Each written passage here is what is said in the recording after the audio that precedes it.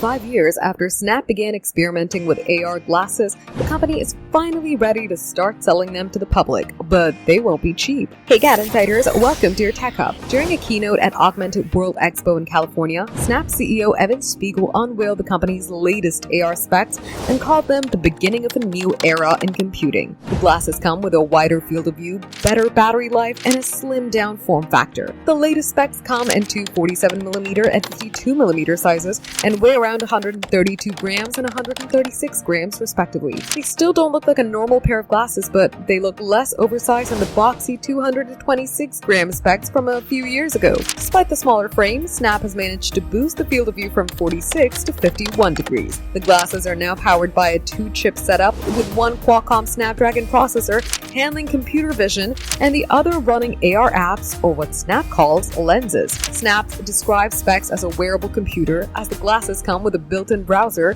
and can provide contextual AI assistance thanks to partnerships with OpenAI and Google. Snap has spent the last few years building out a catalog of hundreds of AR lenses for specs. These include shared games as well as more useful lenses that can take advantage of specs' multimodal AI powers. The company is also offering developers a software, Lens Studio, that allows them to use AI coding tools like Claude Code and Cursor to speed up the process of creating new apps for the platform. At $2,195, Specs feels like these glasses are for a slightly different audience than the average Snapchat user. The company is taking pre-orders for the new Specs now for a refundable deposit of $200. The glasses are expected to start shipping in fall to the US, UK, and France. For more updates, subscribe to GadInsider, like and share the video, and don't forget to press the bell icon for notifications.